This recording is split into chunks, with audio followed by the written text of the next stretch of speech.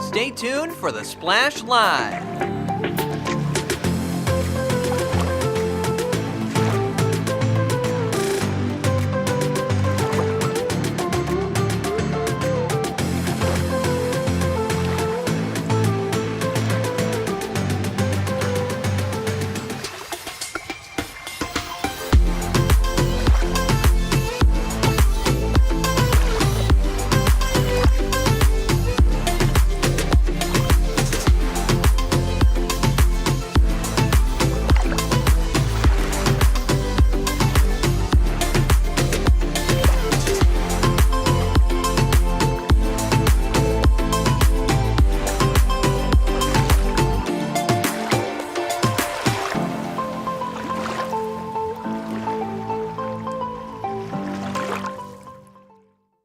It's time for the Splash Live from Civic Center TV, featuring stories from and about people like you in the Greater West Bloomfield area. Simulcast on cable, 89.3 Lakes FM, social media, and the web. Now live from Green Media Center on Walnut Lake Road, it's the Splash Live. Live, local, social, it's the Splash Live on Civic Center TV and 89.3 Lakes FM. I'm your host for the day, Jake Schaff, going over all of the biggest news and events from right here in Greater West Bloomfield. A lot of big stuff, a lot of great stuff to get into. Let's jump right into it. A recent exhibit was showcased at the J in West Bloomfield called The Moment Music Stood Still, the Nova Music Festival exhibition. This installation chronicled the Israeli music festival in Re'im that was attacked earlier last year on October 7th, killing over 400 civilians and with 40 more being taken hostage. I spoke with multiple people who both experienced the Nova exhibit and who helped make its stay at the J possible, to hear what their initial reactions were and what they've seen from the rest of the public. Obviously, it's a very moving experience, and everyone's experiencing is slightly different, but I would say an overwhelming majority of people have just been touched very deep in their soul about seeing what is happening, what happened, how they can help. I mean, I think it's really important for everyone to see and to know what happened and what went down those days and the days, since. But I think it's just important for everyone to be aware of what happened in Israel, at the Nova Festival. I think that the community reaction to the exhibit has been incredible. I have seen people who have been very emotional. There have been people who have a hard time seeing the events that occurred on October 7th laid out in front of them.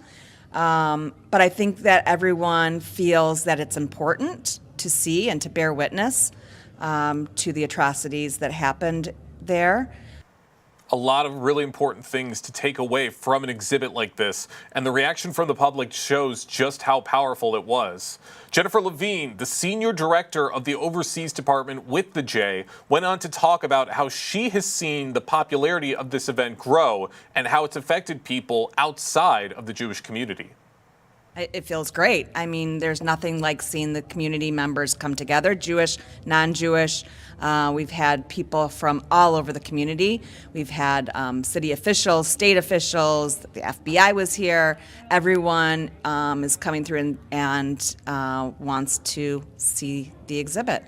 And people are spreading the word. Every day we're getting more and more visitors, and I think it's largely due to word of mouth and people that have come through the visit and are passing it on to their friends saying, you need to go and see this. One thing that really struck me is that we have security here, and they're predominantly not Jewish, and they want to go and see the exhibit, and many of them said, I'm coming back with my spouse. I think it's really important for them to see it as well.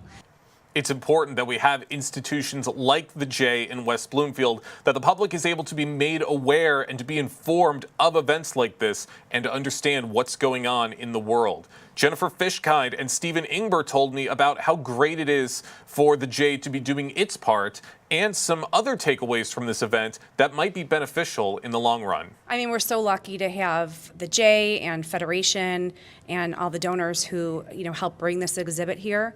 We're very fortunate because so many communities don't have it, and it gives everyone an opportunity to, to understand and come together as a community to see what happens. I mean, my number one takeaway is call out hate when you see it. Whether it's anti-Semitism, whether it's racism, whether it's xenophobia, whatever it is, call it out. It's not okay.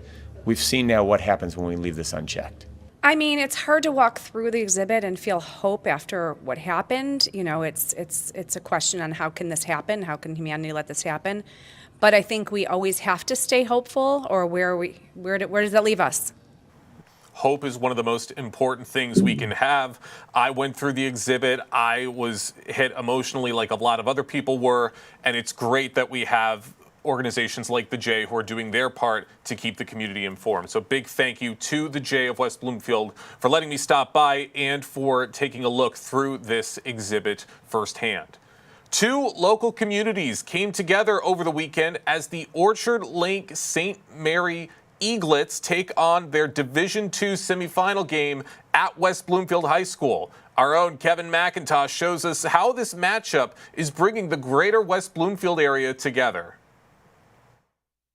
At West Bloomfield High School football field known as the Swamp, we come to cheer on the Lakers. But recently, the Eaglets of Orchard Lake St. Mary's was there for their Division II semifinal game. I actually had a chance to talk to some of the community members of Orchard Lake to see how it feels to support their team in West Bloomfield. Actually, it makes me feel great because we grew up in this area and we're from here, so it's even better that we're playing here today, and hopefully we get a win to go to Ford Field. Oh, it feels great. I'm cheering for all the boys in general. Of course, we want our boys to take the W, but it feels great to be even in this position to be in the Final Four. We're hoping to make it to Ford Field. That's our ultimate goal, but it feels good to be here. It's always been a priority for local residents of Greater West Bloomfield to stick together. Some parents and students of Orchard Lake St. Mary's share how important it is to support the team. It's important for the community to be here for the boys. They're young kids doing what they love. Some are potentially chasing their dreams. So it's important for everybody, not even just family, but friends, just to come out here and show their support for kids doing something that's good for themselves. Man, it's a beautiful feeling, man. It's a beautiful feeling, man. At our school, it's a brotherhood. Everybody supports everybody, from volleyball to skiing to soccer to lacrosse to basketball and everything in between. It's a brother and a sisterhood. It's definitely a brotherhood. Like, we all support each other in every different sport. So, just coming out for any sport, I'm just happy and excited to see them doing good this season. With aspirations to play at Ford Field for the Division II championship, Eaglets fans express how the Lions' success may motivate the team and community. It motivates them because not only do they get to see the people that they look up to on TV, but they're able to enact that in a high school form. I really think that it really plays an important role because the Lions are doing so good finally after so many years that hopefully it's inspiring these boys and motivating them to get a win. As all local high schools look to finish their football season strong, our Greater West Bloomfield community shows the real strength is in hometown support. With Civic Center TV, I'm Kevin McIntosh. It's great to see that sense of community between Orchard Lake and West Bloomfield extend beyond the field. We'll be cheering on the Eaglets as they make their playoff run, and stay tuned for more local stories right here on Civic Center TV. The West Bloomfield Middle School Robotics went to college over the weekend, visited the UFM Robotics to see some more advanced machines and projects in action. They learned about Michigan Robotics' 3 core values: robotics with respect, enthusiastic outreach, and integrity in action. Parent, coaches, and students alike had hands-on opportunities to see the extensive facility, ask questions, and most importantly, have a lot of fun while they're at it. See all the pictures and learn more on Facebook at West Bloomfield Schools to see the photos firsthand and to take a look at all of the fun that these kids had visiting UFM. And we've got some other big things after the holiday this week. The holiday season kicks off right here in the heart of the lakes. Rose Sorter Park will be lit up with holiday cheer when it becomes the Kego Harbor Parks and Rec Winter Wonderland Park on Friday, December 6th at 6 p.m.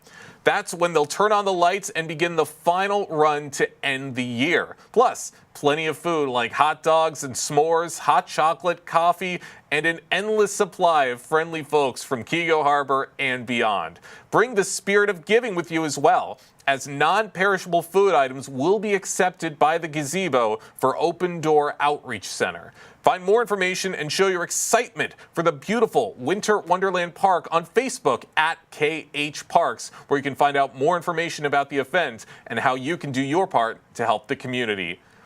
The West Bloomfield Fire Department is doing their part to help firefighters through the Yellow Rose campaign, which is a powerful resource for firefighters by firefighters, helping them with crisis intervention and stress management. And here to tell us all more about this great program, we have the fire chief for the West Bloomfield Fire Department, Chief Greg Flynn. Thank you so much for joining us today. Good morning. Really happy to have you with us and really interested in hearing about the Yellow Rose campaign. What can you tell us about it? Well, the Yellow Rose campaign is just that, very specifically named as a campaign, meaning this long approach to a problem, issues that have been really plaguing, if you will, communities for decades. You know, the thought of self-harm or death by suicide is and has been the 10th leading cause of death, Jake, in the United States for a very long time.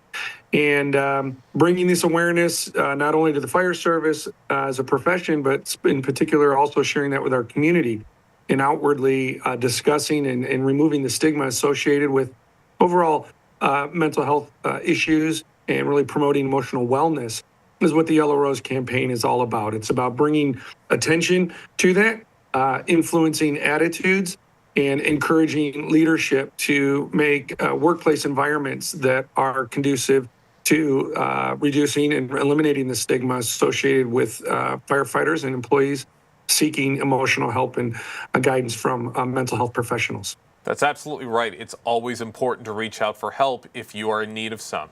So, Greg, how long has West Bloomfield Fire Department been working with the Yellow Rose campaign? Well, our own experience of loss through death by suicide with Lieutenant Jeff Hiltner in 2016 was a motivating factor for our involvement with the program. Really, the involvement with the program, the genesis of the program, the campaign. And that, like so many lived experiences that people have had, because it's the 10th leading cause of death, there's so many people in our community that have experienced this through the loss of a family member or a very close friend, member of the community. But the discussions that circle that are often very uncomfortable when the focus is on how someone dies. And what the Yellow Rose campaign is focused on is removing the how someone dies and normalizing the conversation about loss and that postvention, those that live on, and understanding how to prevent death by suicide and believing that it is a preventable form of death. And I know that's my belief, and it's something that we hope to continue to spread and share through the Yellow Rose campaign in hope and optimism.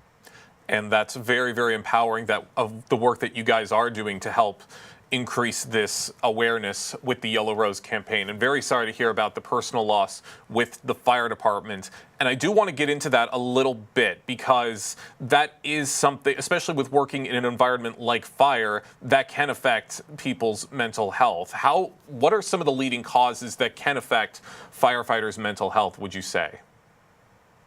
Well, I think it's important to normalize the conversation that all jobs come with stress. And while we focus in the campaign about some of the nuance or the specifics of, dealing with the rescue and EMS and fire side of things, that the trauma, the lived trauma that those providers experience can be cumulative.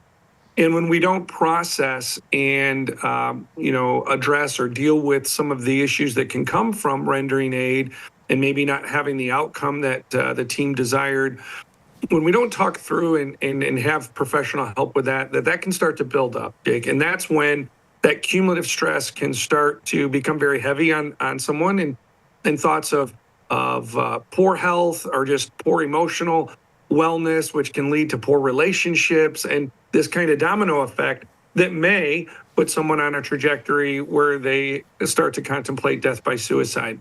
And that's ultimately what the campaign is about. If the intervention takes place at a very appropriate time and we normalize wellness, emotional fitness, like we do with our own health or with our finances, and think of it as a three-legged stool of emotional wellness, financial wellness, and physical wellness, that's really what will set someone up for a successful career, no matter where they are. But specifically with the Yellow Rose campaign here related to firefighters, that's the fire EMS side that we're addressing there.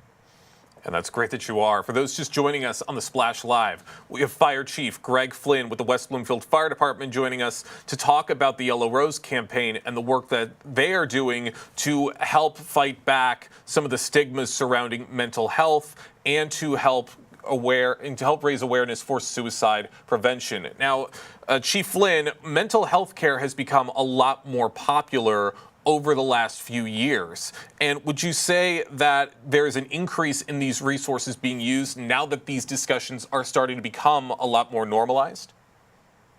Well, there sure is a lot of attention on access to resources, and I think that is only hopefully a positive for our mental health professionals to gain the recognition that they should have had all along for the important role that they play. And Jake, I think it's important to realize that creating that relationship, just like you would with a physician early on in life with going in and getting your sports physicals and doing checkups along the way, we want to really encourage people to do the same thing with a mental health professional. Why is treating one's mind different than treating one's body or treating one's finances? Just like you would meet as you prepare for retirement, you'd be preparing for the decades before that with a financial advisor, let's say.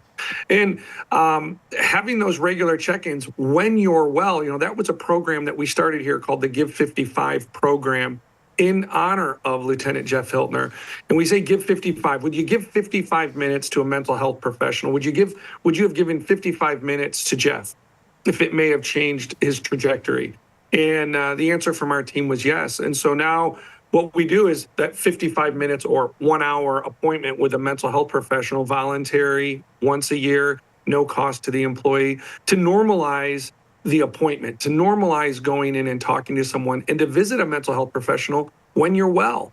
Your first visits as a baby with a doctor were well visits, right? That's how we started off. Why wouldn't we want to start the same way with our mental health professionals and have a really positive relationship?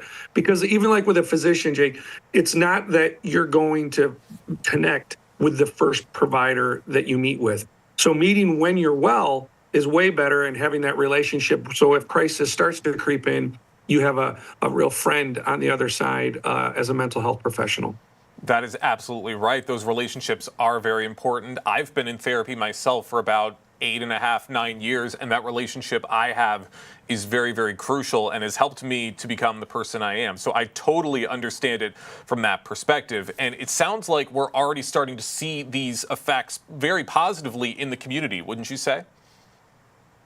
Oh, I believe so. And, and thank you for sharing that with you, because I think it's when we share that we, people that are out talking about it and the positive experiences that we've had with mental health professionals, I think that brings that confidence and credibility to those individuals that are working very hard.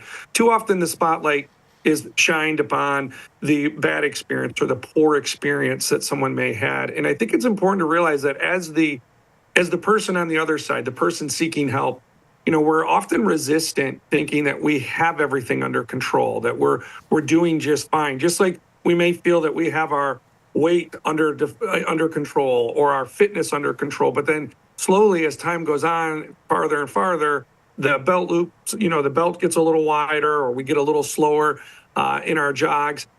I think that we haven't really comprehended the emotional wellness and fitness that goes with life. And I think it's great that we're talking about it here. And I hope that people see, you know, when the fire chief is saying that that's something that he takes advantage of or she takes advantage of, that goes down through the ranks and likewise out into the community. That's what your professional firefighters, your folks that are emergency responders are doing. You too can seek that assistance. And remember, it's not saying that you're broken or you're unwell necessarily. We want to encourage those regular visits so that you stay emotionally fit. Absolutely. That is very important to stay emotionally fit. And where can people go to learn a little more info about the Yellow Rose campaign? Well, right now, the campaign's website is hosted through the Michigan Association of Fire Chiefs. So mychiefs.org, and you'll see a link from the main landing page for the Michigan Association of Fire Chiefs. You'll see a link that'll take you to the Yellow Rose, where you can learn more about it. There's some informational videos that kind of summarize the campaign as well. And, you know, that rose, Jake, just so you know, the symbolism of the Yellow Rose, the rose itself speaks to the confidentiality of the importance of these conversations that take place. The yellow in it speaks of optimism and trust. But the rose is also very symbolic in the sense that the thorns along the stem really speak to some of the trials that we go through in life and the difficulties. But yet, when you get to the rose, how beautiful of a flower it is, and really understanding the value that each one of us, each one of you listening, bring to the loved ones around you and the community that you contribute to. And even when it's hard, that there are those that are ready to fill the gap. And that's what the Yellow Rose is saying. If I wear my Yellow Rose lapel pin is on, or you see a sticker or something with a yellow rose, that's an invitation to someone to say, I'll listen and help fill the gap so you can get to a mental health professional. I'm committed. There's no stigma with me. And so that symbolism is very important so that people know, hey, you have a Yellow Rose coin. You took that pledge that said you're willing to listen and be non-judgmental and help me find someone that can really help me sort out where I am right now. And that's what the campaign's all about. And that's amazing to hear. Chief Flynn, I want to thank you so much for having this conversation about the Yellow Rose campaign and for making all of this awareness for mental health. However, before I let you go, I do want to get your thoughts on a different topic that is occurring right here in West Bloomfield. As we know, in the recent days, it has been announced that West Bloomfield Township Supervisor Steve Kaplan is going to be stepping down from his role in the coming weeks and moving on to a new position with Wayne County. As somebody who's worked with Steve for a long time, I want to know what your thoughts are on this change of power.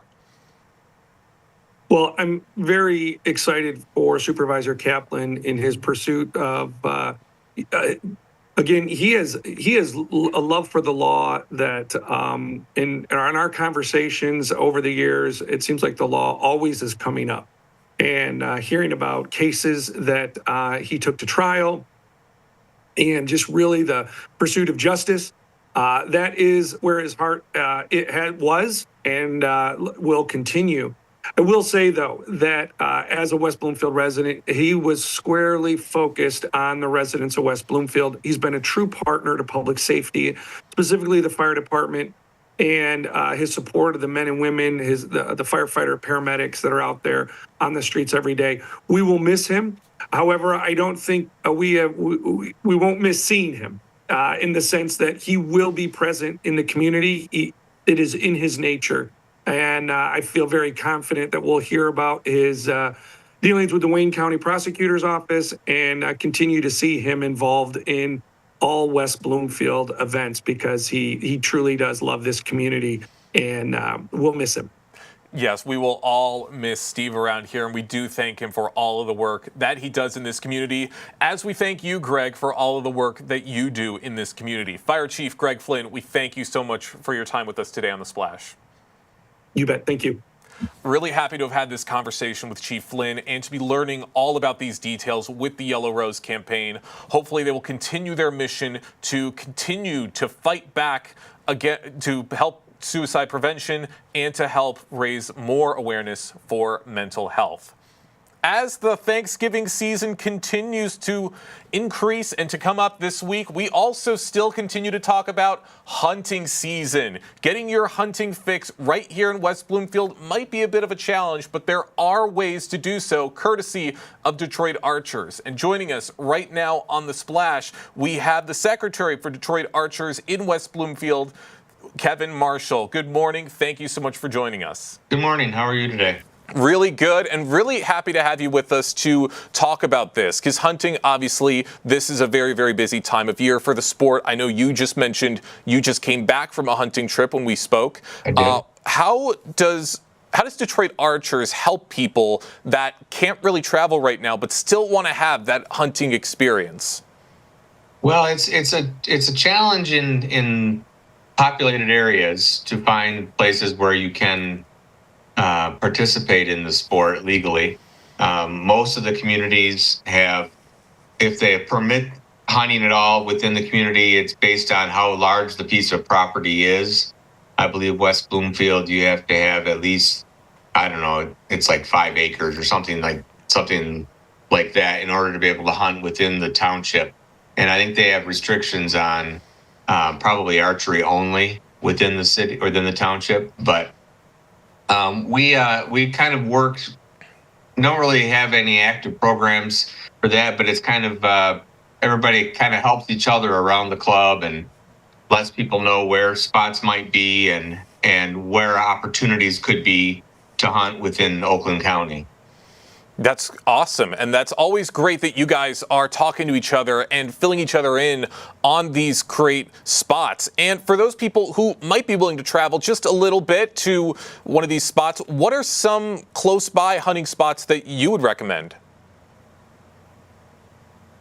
Well, I think if you get up to some of the state land, if it's for public land up near Bald Mountain Recreation Area up in Lake Orion kind of area, or out near Kensington, Milford, that area, and whatever the state land that's available. I hunt further north, so I'm not a real into the best spots around Southeast Michigan, but pretty much any place you look on the DNR website where the state of Michigan DNR website, it'll tell you where hunting is permitted, and also there's links in there to where you can hunt private land, where some landowners give permission to hunters and they've got sign-in requirements and rules, but you can get access to some private land if the landowner permits it. Okay. Lots of interesting spots. Glad to hear your thoughts on all of this, and great areas for local hunters to stop by. But there's also opportunities for people who might be willing to learn hunting. I mean, I've certainly never hunted before, and I want to know, what resources do you have with archers that can help teach beginners who are looking to start learning about a sport like hunting? Well, we have offered, I'm not sure if we have any classes this year, but we offer State of Michigan Department of Natural Resources hunter safety courses that run through the club, which if you're born after, I think around 1975, you need to have a hunter safety certificate to purchase a license in Michigan. And that gives you the basics on safety and ethics and those kinds of topics. And then just working with people, if they come to the club, you can get your practice in. And archery especially is something that requires a lot of practice to keep so that you can put an ethical shot on an animal if you get the opportunity. And then we have different types of shooting. There's 3D shooting at the club where you are hunting or you're shooting at foam animals, which more simulate the experience out in the woods. And then there's just target shooting for getting yourself more practice and better prepared. For those just joining us on the Splash Live, we have the Secretary for Detroit Archers in West Bloomfield, Kevin Marshall, joining us today to talk about what to expect as hunting season continues to go on, where you can safely hunt around the area, and some tips to if you're looking to learn the sport yourself. Now, hunting is also all about safety. If you're going to do it, you got to do it the right way. What are some important tips that you can relay to help keep hunters safe, especially if they're just starting out in the sport? Well, you have to remember that this is not to sound over dramatic, but it's a life and death situation. And especially with firearm hunting, you need to know, always assume that the gun you're holding is loaded, and know what's at and beyond, what you're shooting at and what's beyond, because if the bullets travel a long way with a lot of lethal force, when it comes to archery hunting, it's not, it's much shorter ranges, and you're not as likely to be able to reach out that far, but you still need to be safe if you're using an elevated stand where you're climbing up into a tree to hunt from above, which most archers do. You need to hoist your bow or your gun up separately and make sure it's unloaded and your arrows are in your quiver and secured, and so that you just don't have any accidents. Then, of course, always be tied off with a harness to within your tree. That's where most of the accidents that happen, I think, in the DNR reports, is from hunters falling from trees more than getting shot or any weapon injuries.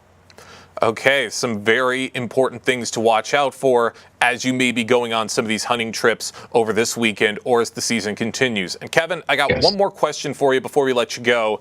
As the winter months start to creep in, snow starts to fall on the ground, how is Detroit Archers starting that process of moving things inside for this season? Well, we will. Our summer leagues have ended. They ended in early September, and we've done with all of our outdoor shoots.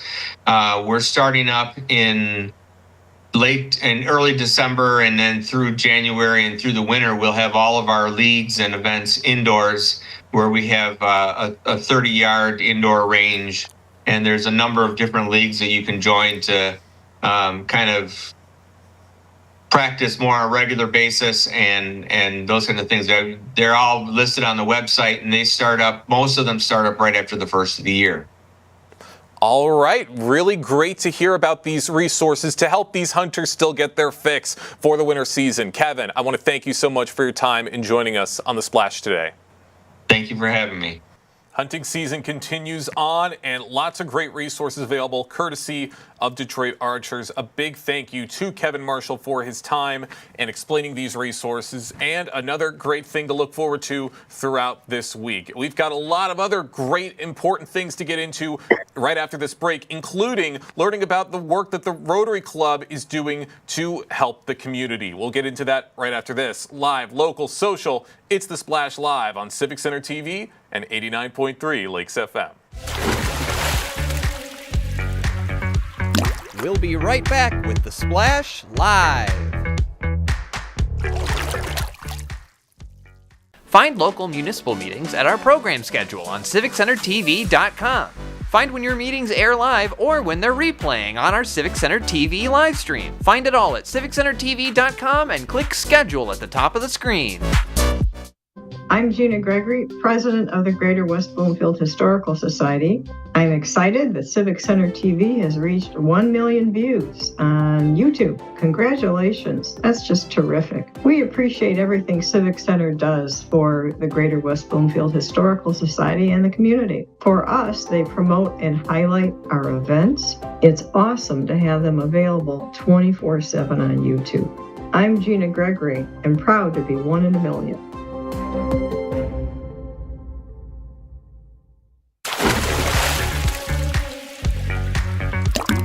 And now, back to The Splash, live.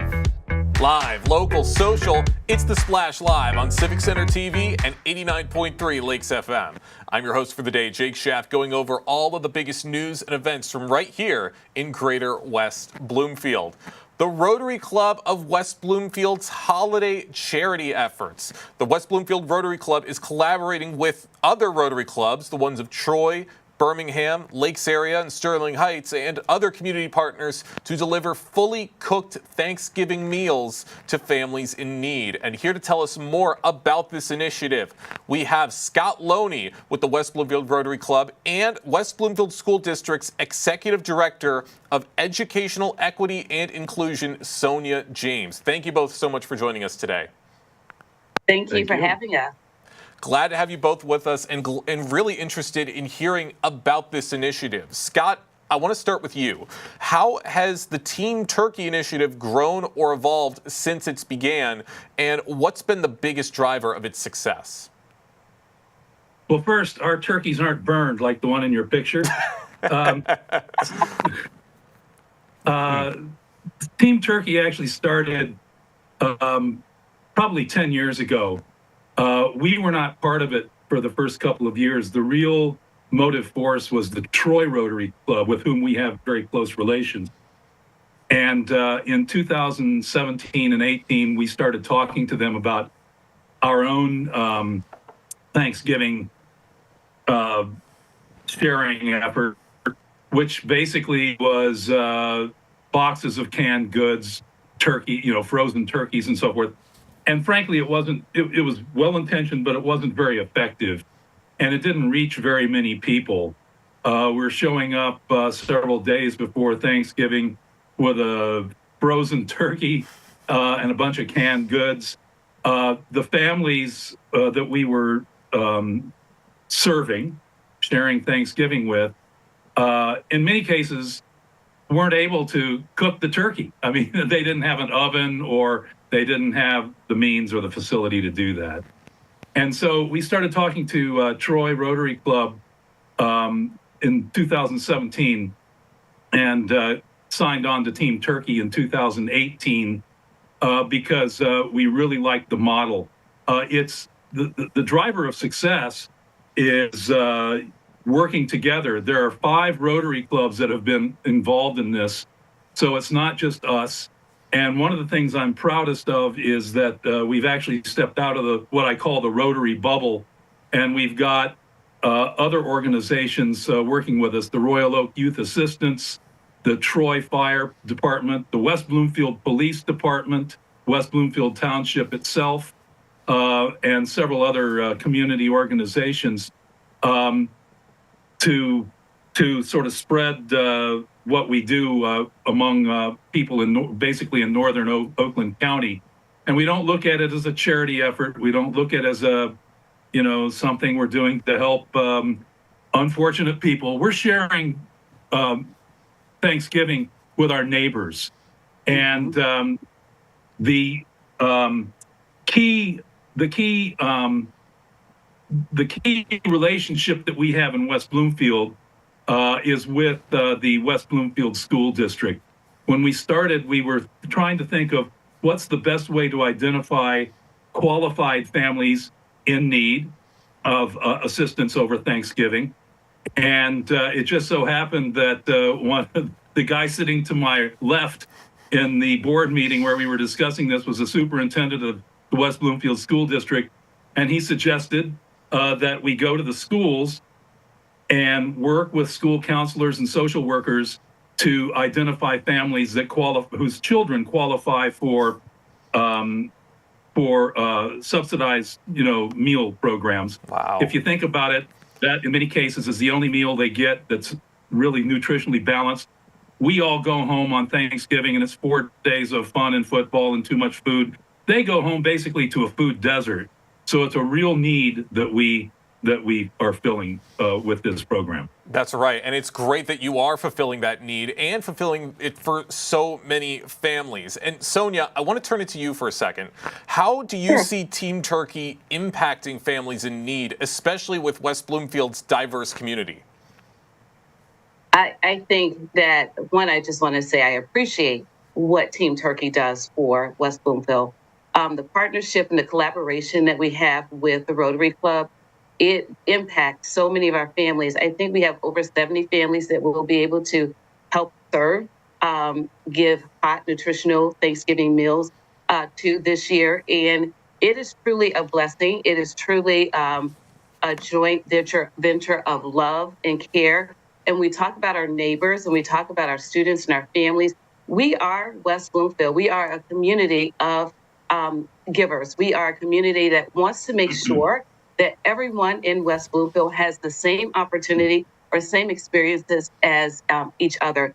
So with this partnership, it just helps fill so many families' bucket and brings joy to the families in our school district.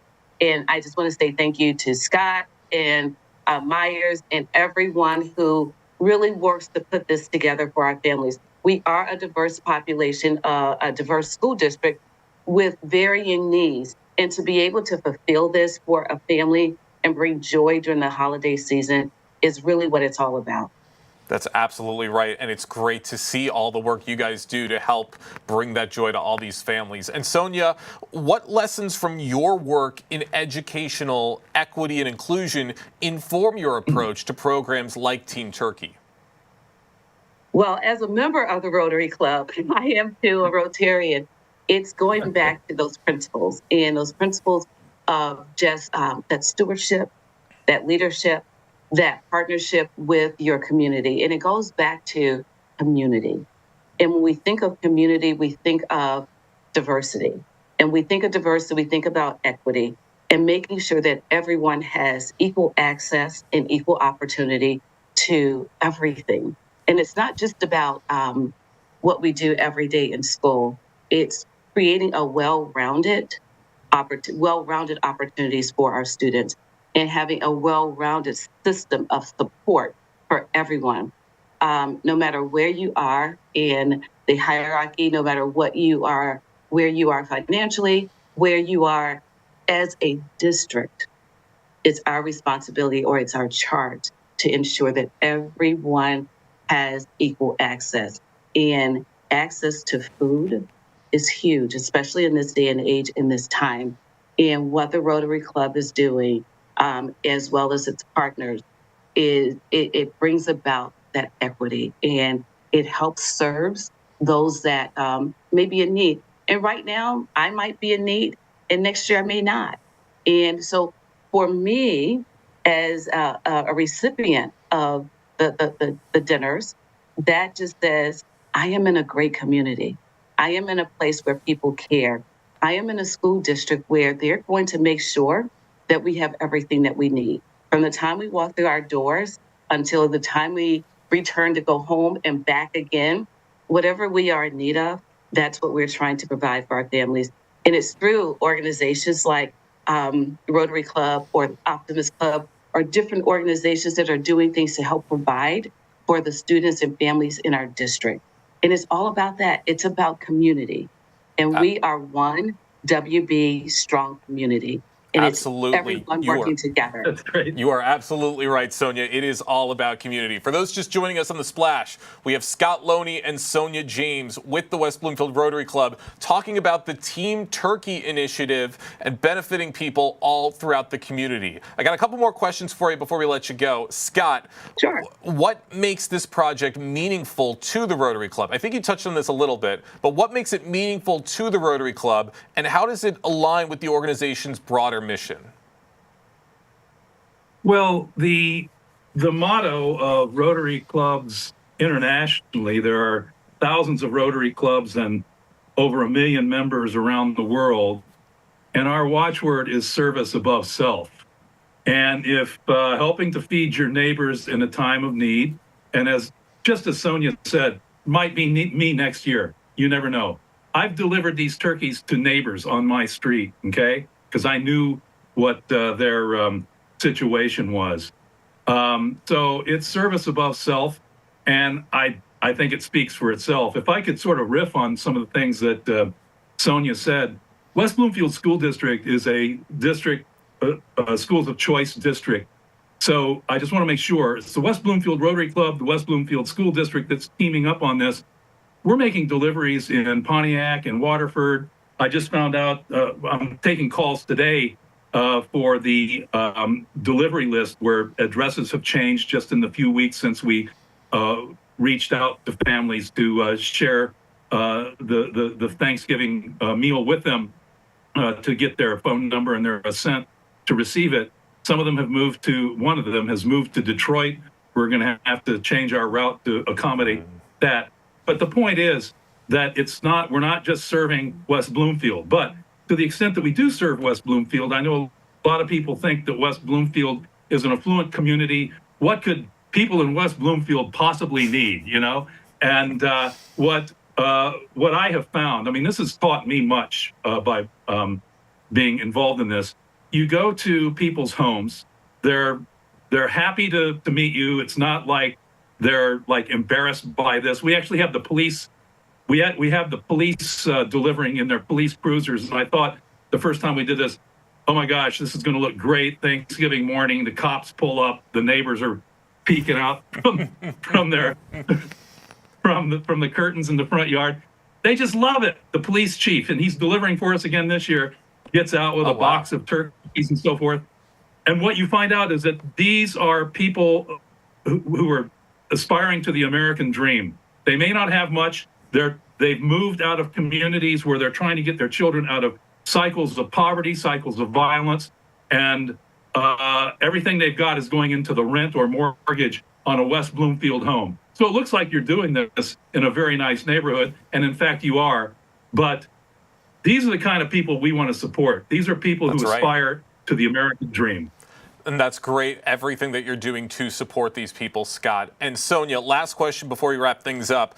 What opportunities do you see for expanding Team Turkey or other initiatives to address food insecurity throughout the year?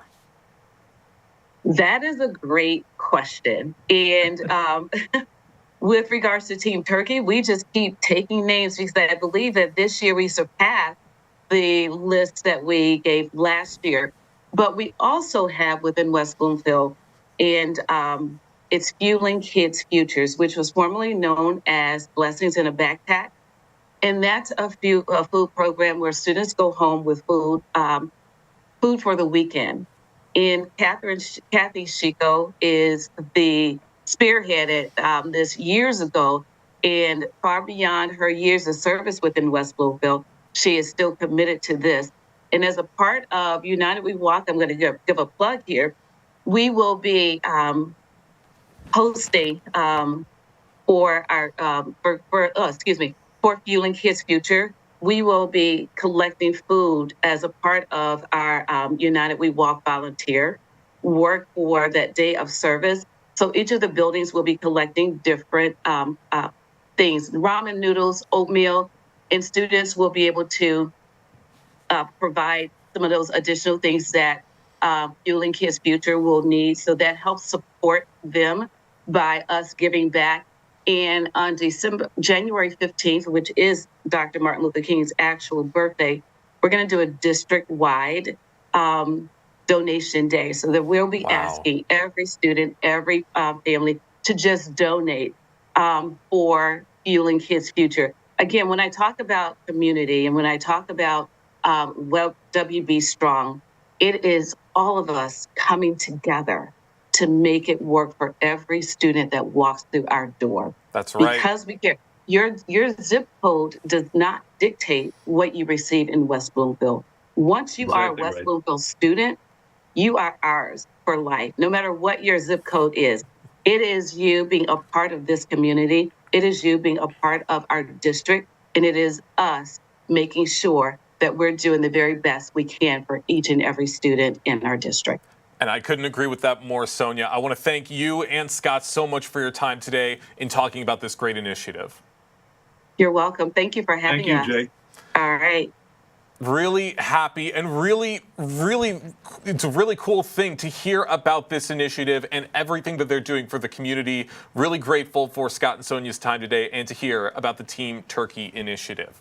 Thanksgiving might be this week, but Christmas is coming up very, very soon, which means we're going to be seeing more and more holiday parties throughout the community, including the Not So White Elephant Party, which is going to be taking place on Tuesday, December 3rd, and it's going to benefit the community so much. And here to tell us more about this holiday party, we have the Executive Director of the Greater West Bloomfield Chamber of Commerce, Suzanne Levine, joining us on The Splash. Good morning. Thank you so much for joining us. Good morning to you. Really happy to have you with us and really interested in hearing about this holiday party. How great is it that, because this is the 9th year that this party has been going on, is that correct? Yes, that is correct. 9 years ago, I decided that although we are a small nonprofit, that there should be a way that we can give back to the community. So for 9 years, we have been looking and scouting for smaller, independent nonprofits that could benefit from having a party in their favor. And so we're so excited. It's a great event. And the reason it's a not so white elephant, a white elephant party, usually you bring a wrapped gift and people can exchange them. This one, we bring a gift and we sell raffle items, and then people can pick a gift and all the money goes directly to the charity. So it's such a great way to celebrate the holiday season. And we're so fortunate that Aurora Italian Restaurant is sponsoring this also. They do a great job for us. So it's just a win-win for everybody during this holiday season when we really need to give back to the community. Interesting. And you're absolutely right. It is always a great time to give back. I loved hearing about the rules of this because we play White Elephant at our Christmas party every single year. So it's interesting the way you guys are doing it. But how great is it that the holiday season and this party are coming around again for this year? It's just such a great opportunity for not only to network and party with our chamber members in the community, but also give back to a very worthwhile charity, Sandcastles Grief Support, Henry Ford Sandcastles Grief and Support for families and children and families. And it's really, we know there are a lot of people during this holiday season that, it's a very difficult time for them because maybe they've lost someone they love.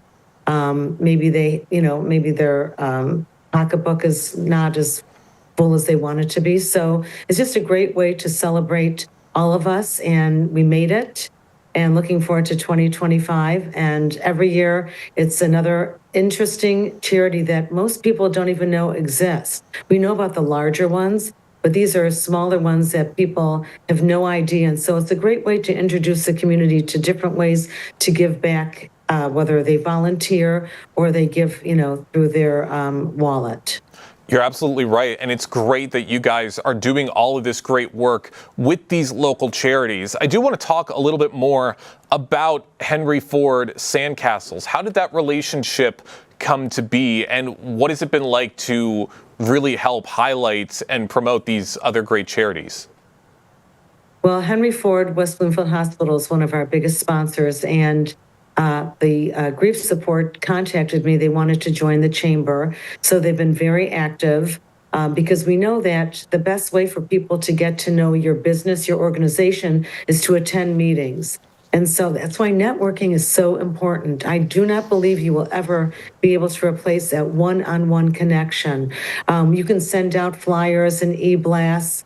You can do all of that as an adjunct, but I really believe the most important thing is for people to get to know you, and you are the best, representative of your business, and let people know what you do and how worthwhile it is and how you can hopefully change a life. I mean, these are children that really need support, and the families. They've gone through some devastating loss. And we know that sometimes it takes a long time to even stop feeling this very acute pain.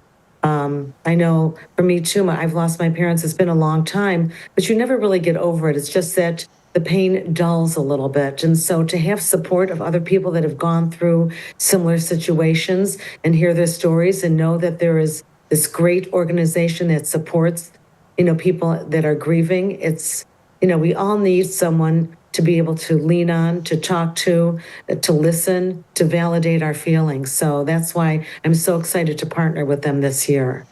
Suzanne Levine with the Greater West Bloomfield Chamber of Commerce is joining us on the Splash Live today to talk about the upcoming Not So White Elephant holiday party and the work that the Commerce is doing with local charities to benefit the community. And Suzanne, I want to go into a little more about the community side of things. How has the community come out to support this event? And what have you seen from the community during parties like these? It is so amazing because the community, first of all, wants to network during this holiday season. And and connect. But what has been great, like for example, last year we did the Gary Bernstein health clinic that most people are totally unaware of. It's a free health clinic where they offer free medical, dental, some pharmaceutical aid also. And what's great is if a person can't even drive there, they will make sure that they can pay for an Uber. So people didn't know about this organization, and we raised a lot of money for them. But for them, it was even more important to get the community invested, to know that maybe they're too embarrassed to say that they can't afford medical or dental health. Well, here's an organization that donates their services for free. They have U of M dental students that are on the premises, and they have doctors. It's such an amazing organization, and most of the community was unaware of it. So I think that's the most important thing, is letting the community be aware of these smaller organizations that might not have the resources to let everyone know what they're about and how they are there to serve the community. Of course, there's so many worthwhile charities. I mean, I could have probably an event every single day to benefit someone, but, I'm trying to pick ones that are lesser well known, to give them the exposure and hopefully get volunteers or much needed, money, because we know when the economy is not great, people tend to hold back because they're the ones that are in need. But even if people can only just give $1, I think that's an amazing thing. Just make sure that we support our charities and our nonprofits the best to our ability. I'm so glad you mentioned volunteering, because I am curious, how can the community volunteer their time and their services to the commerce and to an event like this? Well, I think the best way is to, reach out to us and see, what organizations are in need. But also, if they just Google nonprofit organizations, and if there's something that speaks to them, maybe they have a family member that unfortunately has Alzheimer's or is suffering from cancer, or from, maybe they have these grief issues, reaching out to these organizations and saying, how can I help? Maybe it's just stuffing envelopes. Maybe it's actually going out into different businesses and handing out brochures and talking about the organization and what they need. So there's all different ways. Maybe there's a canister that they can put in a business, especially during this time. We know we have, the bell ringers at the Salvation Army, et cetera, at some of the, larger, like a Walmart, et cetera. But maybe there's just a canister they can put in, that people don't even know that this organization exists. So I think it's really important during this time. Everyone can give back in a way that is appropriate for them, but certainly, thinking about your fellow human, about your fellow neighbor, about people that might not be talking about the things that they need because they're too embarrassed. There are organizations out there that can help you. That's great to hear, and that's great to hear of everything that you're doing to help these organizations. And I want to go back to the actual party itself, the Not So White Elephant party that's taking place on December 3rd. You did mention the actual white elephant, or not so white elephant, thing that's going to be taking place. What other events will be there, or what other opportunities will be there for the community at this event? Well, it's a great opportunity because we'll talk about some of our upcoming events, like our installation of Board of Officers that's coming up in January at Connect. And I find it really interesting because there are people that have never connected before. And I always tell people, bring business cards. You can bring your brochures. You can hand them out. And, connect with one another, because this is, a convivial occasion. People are more relaxed. So it's not like a high pressure situation where you have to talk about your business, but it's a really wonderful, relaxed event where people know that they're coming together for a great charity and, want to do business. It's like a very relaxed atmosphere. And what's so fun is, we sell raffle tickets, and when we call their number, they can pick any wrapped gift.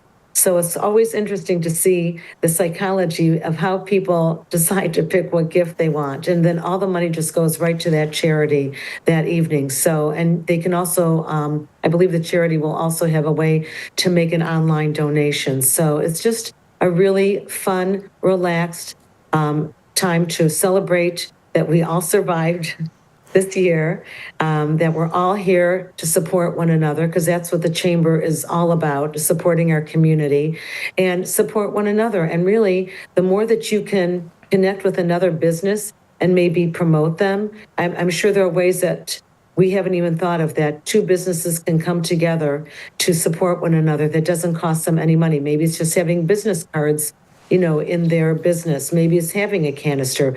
Maybe it's just having an event at their establishment. So, we're looking forward to 2025 and trying to do more of these really fun events where people can network and hopefully get business, from one another. Suzanne, great to hear about all these incredible projects, and really interested to hear what's going to be coming up in the brand new year. One more quick question before I let you go. Where can people go to get a little bit more information about what to expect with this event? Well, they can either go to our website, westbloomfieldchamber.com. They can contact me at wbloomfieldchamber@gmail.com. And I'm always happy to answer questions, 248-626-3636.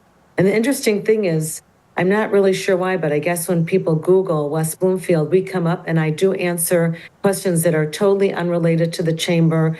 People ask me how to pay their taxes.